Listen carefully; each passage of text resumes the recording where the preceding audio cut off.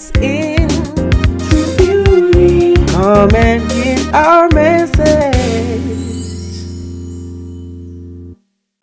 Hi, I'm Tanisha Biz with TB Media Group, and I'm here with my lovely guest, Miss Diondra Jewell. We're going to be talking about finding your true beauty. Her testimony is absolutely amazing, and I am so excited that you're able to listen in on her amazing story. Miss Diondra, thank you for being a part of TB Media Group. Thanks for having me. You know, I want to talk about finding your true beauty. This entire episode is about finding your true beauty. And I think in this generation, people identify true beauty with what's on the cover of a magazine, with how a person's supposed to look, how a person's supposed to act. But I love what you are doing. I know you have some great things going on, and I'm excited about hearing about them. But I want to talk about your past. Let's go back to the past, because a lot of times we gotta dig up the root, to get to our future and what we're called to do in finding that true beauty voice. Could you give us a little background of your history? Sure. I was a teenage mom, teenage single parent. I also was a victim of domestic violence at the age of 17. Well, from 17 through age 26. I almost lost my life twice. And after that last incident, I gave my life back to God. And I changed some things about me. And ever since then, I found out who I was. And that's what I'm moving in now. And when you say you found out who you was, what was the process to get to that place? Well, you know what? It's just like when you're digging for a treasure, or a jewel, like my last name. When you're digging for a diamond or some sort of treasure, you dig deep.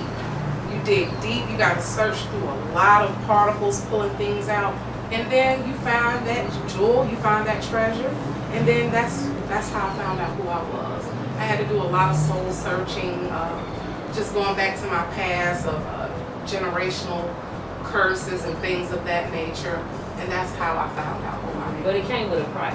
Yes, it did. Because if your story, and I'm just excited. I can't wait for you to put it all in the book, so we can read it. It's coming.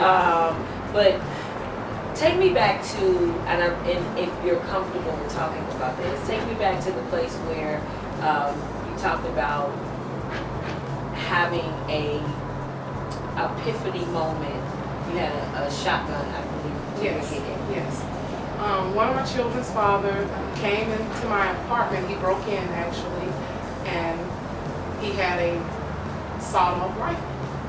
And when he saw me and my other child's father, he shot him. And that's when he pulled the trigger on me. Well, he tried 3 times. After the first time he hit the gun, he was kind of agitated that the bullet did not come out. So at that time, he didn't understand why the bullet didn't come out of the gun. And at that time, I was just like out of my mind. I didn't know where I was. I was in deep thought. I really felt dead. I did. I felt like he pulled the trigger. I felt like I wasn't even worthy to be alive. So that's what gave me a wake-up call and to know God in a different way. Just to see and witness what had happened in front of my eyes from my children's father being shot and not dead, and from that gun being turned on me and the bullet not coming out, I knew right then that was your turning point. That was my turning point. And that's where you found your voice. That's where I found my voice. And it's so amazing because a lot of times there's situations that we go through that are devastating like that. Definitely. Thank God you didn't lose your life. Thank God. And you're able to look back and reflect. And also, the moment of transition was really a great transition for you because you now have an etiquette school. Yes. That you're teaching young women and young ladies to really know etiquette and sitting at the table. Talk about that just a little bit for us, please. Yes. Well, I decided to get certified in etiquette to become an etiquette consultant where I can give back to the community, where I can, teach girls and teach individuals about who they are and finding out who they are and discovering who they are and what type of talents and gifts they have at a young age. Because I feel had I done that and had I been in some type of a charm school to help me find my purpose, I would not have been through the things I've been through. I would have made better choices, better decisions. So that's why I came up with that idea to just, try to give back to the community and build it back up, and to let these girls know at a young age that finding out who you are is a big, major thing. Absolutely. And also want to, you have daughters of your own. Yes, I do. What is it like teaching your daughter about what true beauty is all about? Well, when you're dealing with different personalities, it's kind of challenging, but when we all bring it together, it's a wonderful thing because they all have beauty attributes. Mm-hmm. And I'm helping them to identify their beauty attributes. Like one of my daughters, by me working with her, she's discovered that she knows how to do makeup. Yes. She knows how to do hair.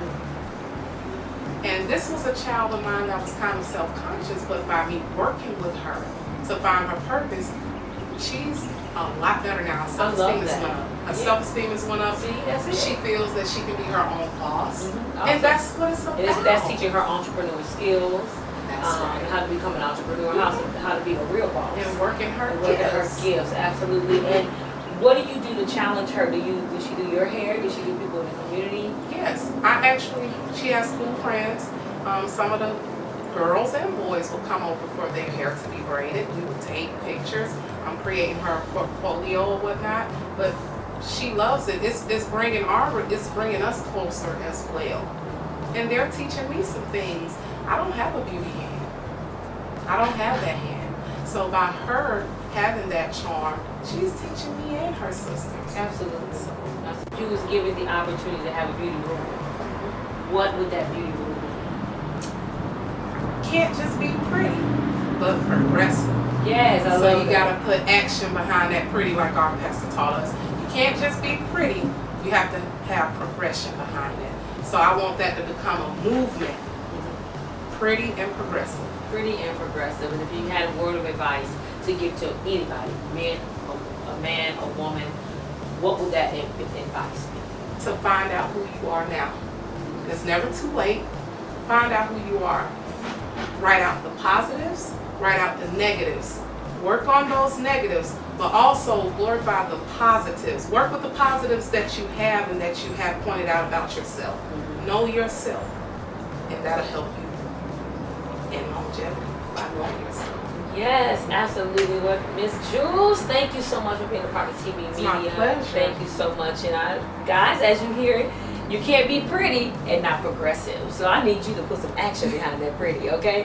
Thank you guys so much for tuning into TV Media Group. And until next time, we'll see you soon.